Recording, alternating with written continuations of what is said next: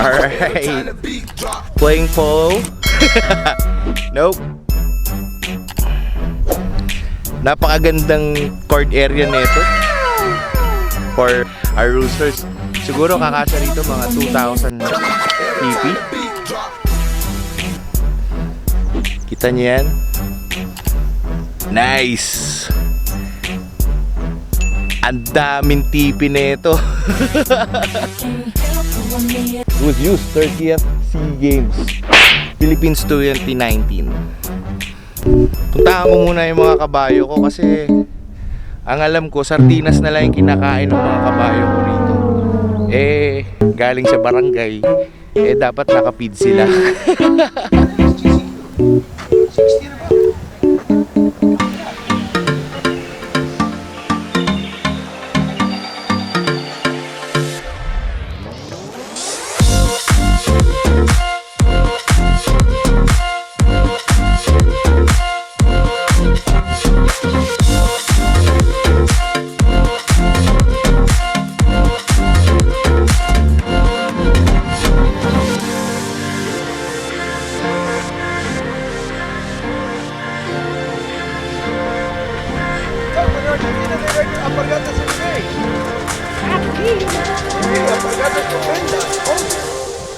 Argentina is normal. Alright. Give me one. Like a sack of Give me potatoes. one. She looked like a sack of potatoes. Nakakainip kaya just watching, right? Yeah, that's what she Oh, said. imagine You want to join. Oh, Ba't ganito ba yun? There's 7 minutes per shocker. O times 4, minsan 5. 6. Ha? 6 suckers. 6 shockers. Ha? 6 suckers again. 6 shockers. Hindi, but we do 4. Here. We always do 4. But yung real game, 6. Oh, so nakaganyan ako. I was looking pretty with my skirt like that. Sabi ko, ayoko na! Bigyan niyo ako kabayo. Ayun. Honestly, she came out here, my horse died. What? Yeah. Oh. Massive run. Diba? Talking about conquering your fears. This is So, kind of namatay like where we did our COVID lockdown. Was between here, Paraiso, and the beach. So when we were asked several times what we did during lockdown, this is kind of like the majority of what we did. We rode horses. Yeah. We went to the river in Paraiso, literally swam in the river with the dogs and the kids. We had barbecues here. We played lots of polo. So we never really experienced, I can't really say we experienced lockdown hard Yep. because we were home. Right? This was home. So And even if it was not lockdown, I think as a family, we'd rather spend time here yeah. for our kids because you know there's a lot of things to do for them instead of just being in their gadgets. So yeah, iba yung farm life eh. They would collect kangkong in the river. Kangkong. We would do the seaweed. It teaches them how to be grounded, to be self-sufficient as well, di ba?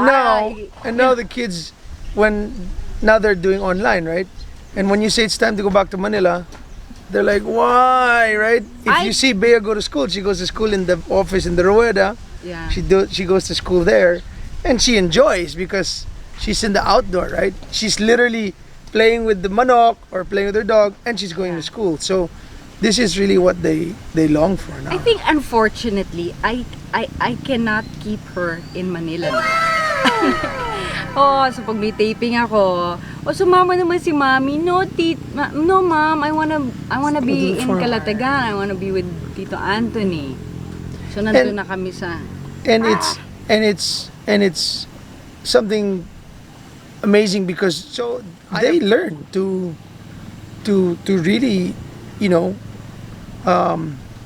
enjoy. experience the life of, you know, what they got to be outdoorsy. Enjoy the provincial You know, life. Yeah, they take care of the dogs. They got to take care of the goats. They come and ride Teaches them horses. responsibilities and How about you, Andrea? You grew up in Manila.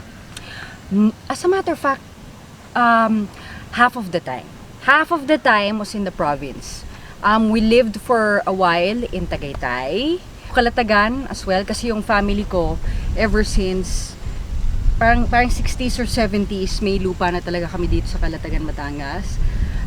So, ayun. And then now, Pampanga, because my mother's side is from Pampanga. So, meron na talagang punla ng pagiging probinsyana. So, that's why I keep on coming back. And he wondered nga why I was so into that, you know. Yeah, we used to live in Tagaytay. We had goats in our backyard, horses when we used to live there, and then yun din yung responsibility namin to pull the goats back to their, you know, ewan ko, yung quadra, whatever you call it. Now, may alaga So, na kaming kambing. Bumili si Andrea ng pato sa Expo last January. She bought ducks. Yes, I was Yung duck, hoping, ganyan guys, nakalaki. Parang nakita ko yung malalaki. She has a Oo. duck, ganyan kalaki. And I said, you know, I was hoping to breed them to and no they got avail. so big. So the family, we shared the dogs, the horses, Yeah. and our goats. And So yes. it's really a blessing na we're able to do this. We're also lucky, I think, because kahit papano, we also enjoy the same thing. Can you imagine if I'm just such a city girl? You know, hindi, I mean, kaya nga, I'm the ako city din boy. naman, miski city, di pagka-city girl din naman ako. And that's what I liked about Anthony, is the fact that, you know, we can just, we can switch from, you know, just being city couples to, you know, go back to our Provinciano and provinciana. provinciana And literally life. swim in the ilog. Yeah. And swim in the ilog. No So joke. it's fun. Talagang we have the whole spectrum in life. So, Which makes it. tama ba And- ako? Baka ako lang. And one thing, Joke. the polo really was something that, no, really, you know, this is what I do, eat, sleep, and drink all my life. I've done it for literally more than half of my age. I mean, I've done it half my life, more than half my life. And now that we're able to do it together, He especially said in a that place. he's never dated daw. Or baka naman, yun lang ang press release. They censored yun No, but, Mga usapan kami lang ni Chris noon.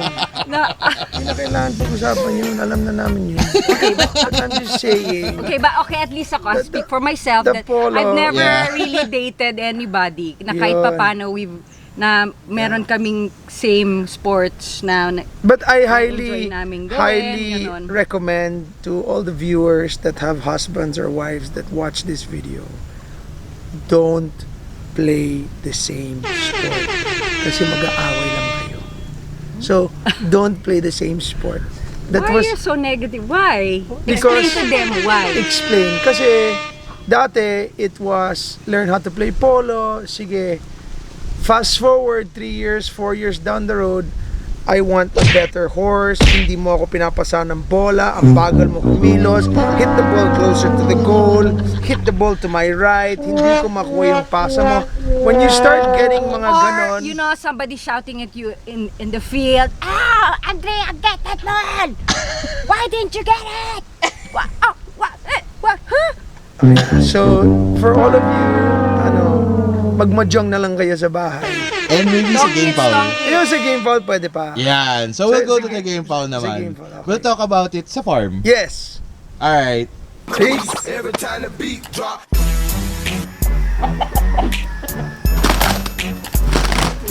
So beautiful.